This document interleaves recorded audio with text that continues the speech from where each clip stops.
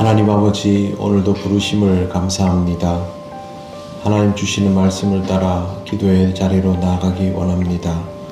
성령께서 우리의 모든 것을 인도하시고 주장하여 주시옵소서. 예수님 이름으로 기도드립니다. 아멘. 찬송가 383장 하나님께 찬양드립니다. 찬송가 383장입니다. 눈을 들어 산을 보니 도움 어디서 오나. 천지 지은 주 하나님 나를 도와주시네. 나의 발이 실족 않게 주가 깨어 지키며 택한 백성 항상 지켜 길이 보호하시네. 도우시는 하나님이 내게 그늘 되시니. 낮의 해와 밤의 달이 너를 상치 않겠네. 내게 화를 주지 않고 혼을 보호하시며 너의 출입 지금부터 영영 인도하시리. 아멘.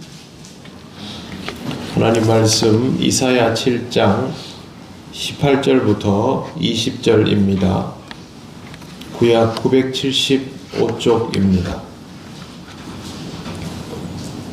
이사야 7장 18절부터 20절까지 말씀 다같이 봉독하겠습니다.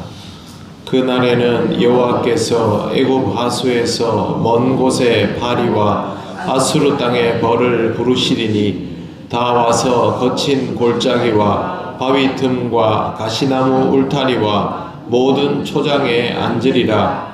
그 날에는 주께서 하수 저쪽에서 세내어 온 삭도 곧 아수르 왕으로 내 백성의 머리털과 발털을 미실 것이요 수염도 깎으시리라. 아멘. 하나님께서 유다를 징계하실 때 아수르만 사용하신 것이 아닙니다. 18절 말씀에 보면 애굽도 사용하실 것이라는 것을 알 수 있습니다. 오늘 말씀에 보면 애굽 하수에서 먼 곳의 파리와 아수르 땅의 벌을 부르신다라고 되어 있습니다. 군대를 사용하신다라는 뜻입니다. 애굽은 중동 지방에서 항상 패권 국가였습니다. 아수르가 일어서기 전까지는 사실 남쪽에서 애굽이 항상 자리를 잡고 있고 이스라엘과 유다도 필요하면 이곳에 도움을 청하는 것이 익숙할 정도였습니다. 그러다가 아수르가 생기면서 애굽이 거기에 대하여 압박감을 느끼게 되고 이후에 세워졌던 바벨론, 페르시아, 마케도니아, 로마에 이르기까지 애굽은 그때부터는 제대로 힘을 써본 적이 없고 바벨론이 이제 주변을 다 정복할 때는 사실상 점령당합니다. 그래서 유다 왕국과 거의 비슷한 시기에 식민지로 전락하게 됩니다. 그 전까지는 그래도 애굽이 이 지역에서는 강대국 중에 하나로 그렇게 군림을 해왔습니다. 유다가 멸망하기 직전에 아직도 조금 여유가 있는 시기가 오늘 말씀에서 말하는 그 날이기 때문에 이때까지는 아수르가 힘을 가지고 있던 시대입니다. 하나님께서 이 아수르를 사용하여서 유다를 힘들게 하신다라는 뜻입니다. 먼 곳의 파리라는 것은 엄청나게 많은 무리를 뜻합니다. 아수르 땅에 벌을 부르신다는 것도 벌들이 무리지어 날아다니는 형국을 뜻하는데 여기에 흥미로운 단어가 부르시니입니다. 부르시니는 어떤 의미냐면 휘파람을 불어서 불러 모으는 그런 의미가 있습니다. 그냥 강대국들이 자기 마음대로 일어나는 것이 아니라 하나님께서 휘파람 불듯이 이렇게 하면은 아수르와 이집트의 군대가 이 작은 땅을 향해서 몰려들게 될 것이다 라는 것이죠. 강대국이 작은 나라와 전쟁을 하면 작은 나라가 얼마나 힘들어 하는지 우리는 역사 속에서 많이 보아서 알고 있지 않습니까? 그런데 이 작은 나라가 아래쪽 위쪽에서 군대가 다 들이닥치게 된다면 그건 감당할 수 있는 일이 아닙니다. 중요한 것은 하나님께서 이 두 개의 나라를 도구로 사용하신다라는 뜻입니다. 실제로 아수르는 역사가 그렇게 길지 않습니다. 그 다음에 바벨론이 일어나면서 쉽게 사그라듭니다. 오랫동안 크지 않은 나라로 있다가 강대국이 되었는데 그렇게 오래되지 않고 없어지고, 애굽이란 나라도 얼마 지나지 않아 망하게 되고, 실제로 애굽 역사를 보면 바벨론에게 식민지가 된 다음부터 주권 국가였던 적이 한 번도 없습니다. 2500년을 그냥 내려오다가 1950년도쯤에 우리처럼 독립을 해서 그때부터 이제 정상적인 국가가 되었지, 항상 누군가의 압제를 받는 상태로 있습니다. 즉 요때는 이런 쓰임새가 있었지만 이후에는 이런 쓰임새가 전혀 없었다는 것이죠. 그렇기 때문에 여기에 나오는 강대국들이 하나님께 도구화되어서 쓰여졌다라는 말은 전혀 무리가 아닙니다. 어떤 나라도 영원하지 않습니다. 영원한 것은 하나님의 주권뿐이다라는 것을 다시 한번 확인하게 됩니다. 19절 말씀, 다 와서 거친 골짜기와 바위 틈과 가시나무 울타리와 모든 초장에 앉으리라. 온 땅을 뒤덮는데 거친 골짜기와 바위 틈은 사람들이 전쟁 났을 때 숨는 자리를 뜻합니다. 일반적으로 보통 자리는 다 눈에 띄지만 거친 골짜기나 바위 틈에 숨어 있으면 쉽게 눈에 띄지 않지요. 그런데 파리와 벌은 작지 않습니까? 그러면서도 무리를 지으니까 이런 틈바구니들을 다 찾아다닐 수 있지요. 이 애굽과 아수르의 군대는 이런 틈바구니조차도 전부 찾아다니면서 발본색원한다라는 뜻이고, 그 다음에 나오는 가시나무 울타리는 사람들이 자기 영지를 구축하려고 만들어 놓은 울타리입니다. 자기가 소유하고 있는 개인 재산이죠.